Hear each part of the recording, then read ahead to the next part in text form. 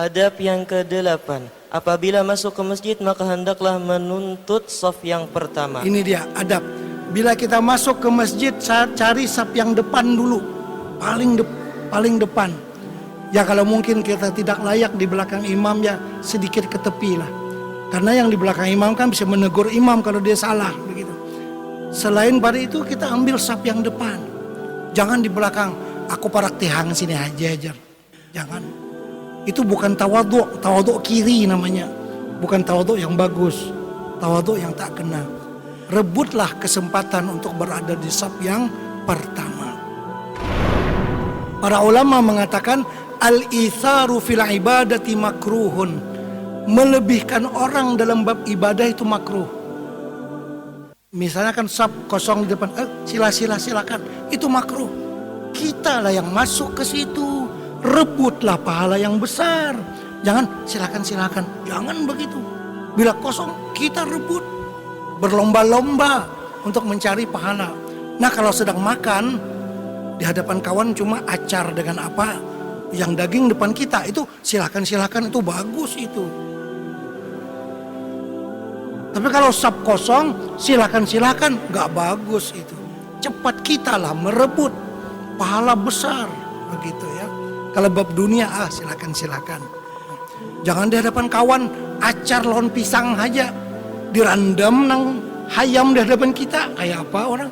Nah angkat, ayo tambahi, silakan. Itu bagus dalam bab dunia melebihkan orang lain. Dalam bab akhirat makruh melebihkan orang lain. Terus Adab yang ke-9. Jangan ia melangkahkan bahu orang pada ketika ia masuk ke dalam masjid. Kalau kita orang Indonesia tidak sih. Kalau Arab memang dilangkah bahu kita. Kan di Mekah kadang-kadang sut ya, batisnya ada telinga kita. Orang kita kan ada permisi sedikit ya, digatok bahu sedikit, 4 lalu permisi ada. Orang Arab nggak ada permisi, langsung langkah begitu saja. Jadi jangan melangkah orang. Tetapi kalau orang itu sendiri duduk di belakang, di depan dibiarkannya kosong, bisa kita melangkah dia. Kenapa kamu nggak ke depan? Duduk di belakang, depan masih kosong. Nah itu bisa kita melangkahi dia. Terus adab yang ke-10. Jangan ia lalu pada hadapan orang yang sembahyang. ya.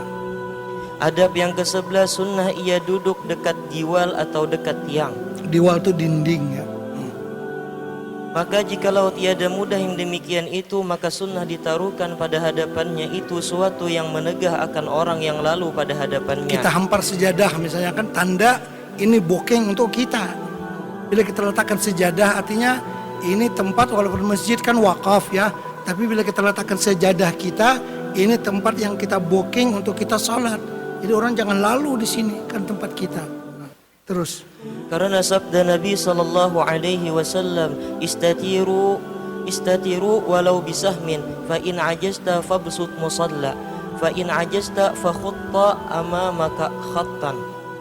Artinya, dinding olehmu pada ketika kamu sembahyang dengan suatu pada hadapan kamu, dan jikalau dengan panah sekalipun. Artinya dengan panah, dengan tongkat, dengan sejadah apapun ditandai kalau kita sholat, supaya orang jangan lewat di depan kita. Terus maka jika lemah engkau akan yang demikian itu, maka hamparkan olehmu satu tempat sembahyang. Ya, tikar kah, sejadah kah. Terus dan jika lemah engkau akan yang demikian itu, maka engkau gores khat pada hadapan. Garis, di garis itu kan dulu masjid pada tanah. Kalau masjid pada marmer jangan digaris-garis ya, dimarahin nanti kita. Terus Adab yang ke-12, jangan duduk di dalam masjid hingga engkau sembahyang tahiyatul masjid, dan memadalah tahiyatul masjid itu dengan 2 rakaat. Dan jangan engkau tinggalkan akan sembahyang tahiyatul masjid itu, dan jikalau pada ketika khatib membaca khutbah sekalipun. Tetapi pada ketika itu jangan dilebih daripada 2 rakaat. Dan memadalah tahiyatul masjid itu pada ketika itu dengan niat 2 rakaat rawatibah yang dahulu daripada Jumat itu. Ya, masalah tahiyatul masjid sangat digalakkan. Walaupun imam sedang berkhutbah, kita masuk ke masjid, masih sunat lagi tahiyatul masjid. Ataupun namanya juga qabliyah Jumat. Kan kalau kita buat qabliyah Jumat, dia otomatis menjadi tahiyatul masjid.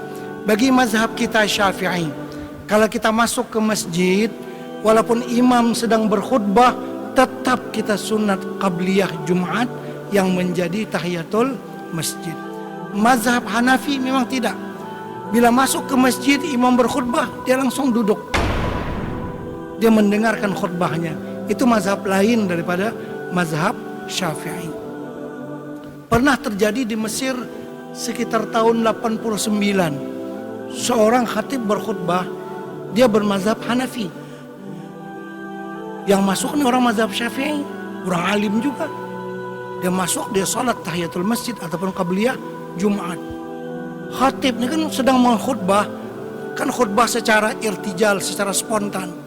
Langsung menyinggung-nyinggung orang yang salat tadi. Wah, seseorang kamu masuk ke masjid ketika khatib berkhutbah, dia pun salat begini-begini, marah-marah kepada orang yang salat tadi. Habis salat, syekh ini pun bangun, berdebat dengan khatib. Ya, kamu kan itu mazhab mana? Kalau mazhab Syafi'i kan bisa ini ngomong lama juga antara si syekh dengan khatib. Itu tidak hilang pahala Jumat. Orang yang berbicara dengan makmum dengan khatib itu tidak hilang pahala Jumat. Yang hilang pahala Jumat itu apabila makmum ngomong dengan makmum.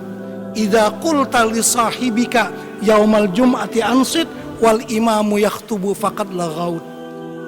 Yang sia-sia itu apabila makmum ngomong bersama makmum. Itu yang sia-sia pahala Jumatnya. Tapi kalau makmum ngomong dengan imam tidak mengapa, dengan khatib. Apalagi misalnya khatib tertinggal ittaqullah.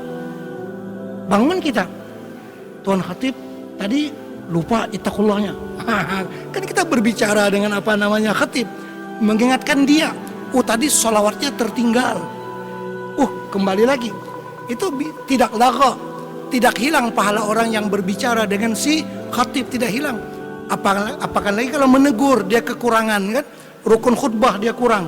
Sekarang ini orang khutbah seperti ceramah di podium begitu aja kan, kadang-kadang dia lupa rukun-rukun apa namanya khutbah. Nah kalau dia lupa, kita makmum wajib bangun ingatkan dia. Oh kamu tadi lupa membaca salawat dalam khutbahmu. Itu kita tidak jadi sia-sia karena berbicara dengan khatib ya. Yang jadi sia-sia itu kalau makmum dengan makmum berbicara. Ya kalau sengaja berbicara yang tidak berfaedah nggak boleh juga dengan khatib. Maksudnya kalau khatib ketinggalan rukun misalnya kan perlu ditegur dan seumpamanya. Seterusnya.